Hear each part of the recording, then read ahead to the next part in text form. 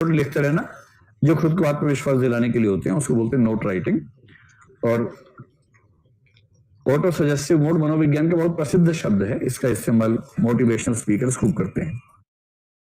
चलिए, यहां तक की कुछ बातें स्पष्ट हो गई आप लोगों को। एक तरीका और माना जाता है कि अगर आप चाह रहे हैं मोटिवेशन ना, तो ऐसे व्यक्तियों से लगातार मिलना जो आपकी जैसी परिस्थितियों में हैं, और आप मतलब बैकग्राउंड भी आपकी जैसी है, सपने भी आपके जैसे हैं, तो ऐसे व्यक्तियों से मिलने से संभावना बनती है कि क्योंकि संघर्ष एक जैसा है, तो देखिए समान परिस्थितियों वाले व्यक्तियों से मिलना जुलना, समान परिस्थितियों वाले व्यक्तियों से मिलना, मिलते रहना मतलब बीच बीच में।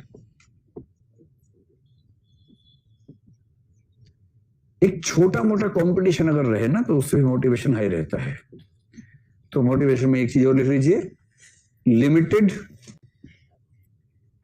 कॉम्पिटिटिव एनवायरनमेंट, सीमित प्रतिस्पर्धात्मक माहौल में रहना। असीमित ना हो जाए, पता लगा रात दिन उसको हराने में लग गए, भूल ही गए क्या करने आए थे।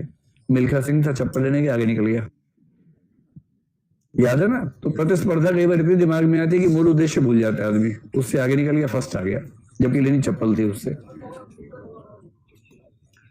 ये जो लिखा है ना, इसको लिखा लिमिटेड कॉम्पिटिटिव एनवायरनमेंट, सीमित रूप से प्रतिस्पर्धात्मक माहौल में रहने का सरल मतलब यह है, रूममेट से कंपटीशन कर लो कि तेरे प्रीलिम्स में 82 नंबर आए, मेरे 81, अब अगली बार देख तू। अब इस चक्कर में आप जोर जोर से पढ़ रहे हैं, वो भी जोर से पढ़ रहा है, दन पढ़ते जा रहे हैं। अगली बार दोनों 88 आ गए, दोनों फेल हो गए, लेकिन दोनों 88 नंबर पे हैं। लेकिन एक कंपटीशन चल रहा है, अगली बार अब अगले मॉक टेस्ट में दोनों 95 पे गए, अगली बार दोनों ने 105 108 नंबर ले लिए। ऐसा जो कंपटीशन है, सीमित कंपटीशन, ये आपके मोटिवेशनल लेवल को हाई बनाए रखता है, इसका फायदा उठाना चाहिए। या करते भी होंगे थोड़ा बहुत ना, थोड़ा बहुत करना भी चाहिए, इसका फायदा होता है। चलिए, ऐसा कहते हैं competition improves quality to a certain extent, एक एक्सटेंट तक क्वालिटी इंप्रूव करता है, उसके बाद चीजें बर्बाद कर देता है। अब जो दूसरा पक्ष है, या एक अगर इसमें बात और कहूं ना, तो आप जीवन में जो भी करना चाहे, जैसे आईएएस बनना है आपको, अपने उद्देश्य की महानता में विश्वास बनाए रखना। जो भी आपका उद्देश्य है,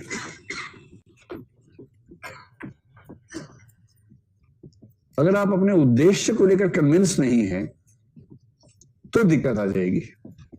ये विश्वास रहे कि आपका उद्देश्य बहुत ऊंचा है, तो मोटिवेशन स्वभावतः ऊंचा रहेगा। और उसके लिए क्या अच्छा तरीका होता है, जैसे आईएएस बनना है, तो बहुत महान 2-4 आईएएस लोगों की जीवनियां पढ़ते रहिए, या अदर सिविल सर्वेंट्स, श्रीधरन की जीवनी पढ़ लीजिए, किरण बेदी की जीवनी पढ़ी, जिसने लिखा, आत्मकथा लिखी, अब्दुल कलाम ने लिखी, जो एक सेंस में सिविल सर्वेंट जैसे पद पे थे, बाद में राष्ट्रपति हो गए। तो इस सब से एक सस्टेन मोटिवेशन की स्थिति बन जाती है। अब दूसरे पक्ष पर आइए कि आप अपना एफर्ट कैसे करें। एफर्ट के लिए सबसे पहली चीज होती है प्लान्ड एफर्ट, प्लानिंग। अगर आप चाहते हैं कि लंबा उद्देश्य हासिल कर ले, तो लंबे उद्देश्य की सबसे पहली शर्त है कि आपकी प्लानिंग स्ट्रांग होनी चाहिए। एक मनोविज्ञान का, बल्कि मैनेजमेंट का गुरु था, लुई एलन नाम का, उसने कहा planning means the half work is done. कई लोग आधा ही काम करते हैं, प्लानिंग कर लिया, आधा काम हो गया, फिर चले जाते हैं वापस वहां से। तो आधा काम तो अच्छी प्लानिंग से ही खत्म हो जाता है। फिर प्लानिंग में कई लोग क्या करते हैं, वही अमानवीय टारगेट्स रखते हैं। तो दूसरी बात है अचीवेबल टारगेट्स, अचीवेबल टारगेट्स, उपलब्ध होने योग्य उद्देश्य। ऐसे लक्ष्य निर्धारित कीजिए जिनको हासिल किया जा सकता हो, और यदि वो हासिल हो ही नहीं सकते, तो मामला वहीं खत्म हो जाएगा। ठीक। और ये जो उद्देश्य आप तय करेंगे, ये उद्देश्य भी ना हिरार्की में होंगे। छोटे उद्देश्य, छोटे, मंझले और बड़े उद्देश्य, मतलब short term, mid term, long term. अल्पकालिक कह लीजिए, छोटे से बात लग रही है कि छोटा सा कुछ उद्देश्य तय कर लिया है।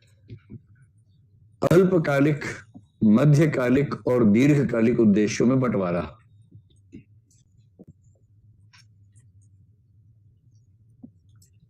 मैंने तो ये फील किया कि जिसकी प्लानिंग ठीक है, तो थोड़ा बहुत उसके अंदर सस्टेन करने की क्षमता है, सिविल सर्वेंट बनना बहुत आसान काम है, कुछ खास दिक्कत है नहीं। कैसे, इसकी प्लानिंग कैसे होगी? जो 3 शब्द लिखे अल्पकालिक, मध्यकालिक, दीर्घकालिक, ये लिखे हुए हैं। इसका मतलब ये हुआ जैसे आपको आईएएस एग्जाम देना 2021 में, सही बात है क्या? 22 में देना है, 20 में देना है, ठीक है। तो 2020 में आपको एग्जाम देना है, 2020 में एग्जाम देना है। तैयारी आप 1 साल से कर ही रहे हैं, लगभग 6 महीने 1 साल से कर रहे होंगे कम से कम, और पहले से करें तो और अच्छी बात है। अब क्या है कि 2 साल हैं, शुरू से मैं बात कर रहा हूँ, आपकी बात नहीं कर रहा हूँ। 2020 में 31 मई को प्रीलिम्स है, सितंबर के एंड या अक्टूबर की शुरुआत में मेंस हो जाएगा, फिर इंटरव्यू होगा। प्लानिंग का मतलब है कि आपको हर स्टेज पर किस दिन किस स्थिति में होना है पहले ये दिमाग में स्पष्ट हो, और फिर अभी से लेकर तब तक कैसे कैसे सब चीजें इस तरह से हो जाएं कि किसी भी स्टेज में दिक्कत ना आए। मेंस का एग्जाम देने के समय तक इंटरव्यू की उतनी तैयारी हो चुकी जितनी उस समय तक जरूरी है, बाकी उसके बाद देख लेंगे। प्रीलिम्स देने तक मेंस की उतनी तैयारी हो चुकी हो जितनी जरूरी है, बाकी जो 4 महीने में देखी जा सकती है वो तब देख लेंगे। और प्रीलिम्स की तैयारी इस तरह से हो जाएगी कम से कम वो तो ना ही मिस हो। तो स्ट्रेटेजी बनाएंगे कि भाई आखिरी 2 महीने केवल प्रीलिम्स पढ़ना है। उससे पहले प्रीलिम्स रोज 4 घंटे पढ़ते रहेंगे या 6 घंटे पढ़ेंगे, और 4 घंटे मेंस पढ़ते रहेंगे। और मेंस में ये और ये पहले तैयार कर लेंगे, आंसर राइटिंग सहित तैयार कर लेंगे, सारे शॉर्ट नोट्स बना लेंगे। अब ये सारे टारगेट स्पष्ट हो गए। अब कौन सा टारगेट पूरा करने के लिए कितना समय हमारे पास है, फिर उसको जो मिनिएचर गोल्स है आपके, स्मॉलेस्ट गोल्स है, उसमें लाएंगे। कि पहले बना 2 साल का टारगेट, फिर उसको रिड्यूस किया 6-6 महीने के 4 हिस्सों में, उसे रिड्यूस किया 1-1 महीने के स्तर पर, उसे रिड्यूस किया 1-1 सप्ताह के स्तर पर, और अंत में 1 दिन के स्तर पर। आपको पता है कि अगर मुझे मई में एग्जाम देना है 31 मई को, तो दिसंबर के अंत तक ये हो जाना चाहिए। और दिसंबर के अंत तक ये हो जाए, इसका मतलब है कि दिसंबर के फर्स्ट वीक में इतना, सेकंड में इतना, थर्ड में इतना, फोर्थ में इतना, और 3-4 दिन एक्स्ट्रा स्पेयर लेके चलेंगे। कोई इमरजेंसी आ गई, नहीं पढ़ पाए 2 दिन, तबीयत खराब हो गई, कुछ भी हो सकता है। इसको बोलते हैं फ्लेक्सिबल टारगेट सेटिंग। इतना अमानवीय नहीं बनाना चाहिए कि बीच में तबीयत भी खराब हो गई, टेंशन में तबीयत खराब हो गई, छूट गया, औरंगजेब छूट गया मेरा, ये नहीं, पता लगा उस चक्कर में और तबीयत खराब हो गई। तो फ्लेक्सिबल टारगेट्स कि 1 दिन 2-4 घंटे नहीं मैनेज हो पाया तो भी इतना स्कोप रहे कि मैनेज हो जाए। और जो व्यक्ति daily target weekly, monthly, by yearly बना के रखता है, फ्लेक्सिबल रखता है, अचीवेबल रखता है, और ठीक से उनको पूरा करता जा रहा है, तो उसके अंदर परसेवरेंस तो अच्छा होगा ही होगा, उसकी सफलता की संभावना किसी भी अन्य व्यक्ति की तुलना में ज्यादा होगी। ऐसी प्लानिंग होनी चाहिए। और आपको रोज का पता हो कि आज शाम तक इतना पढ़ लिया, यानी कि ठीक चल रहा है। एक दिन कम पढ़ पाए 1 घंटा, तो आपको पता है कि 1 घंटा पीछे चल रहा हूं, इस सप्ताह में दिक्कत आ जाएगी, नेक्स्ट डे अपने 1 घंटा एक्स्ट्रा पढ़ के कवर कर लिया उसको।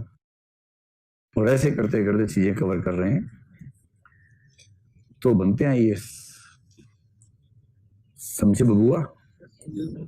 ऐसे ये परसेवरेंस का है जो आप गोल मेकिंग करेंगे, इस तरह से करेंगे। बस इन सब चीजों को कर देंगे तो परसेवरेंस को सीख लेंगे।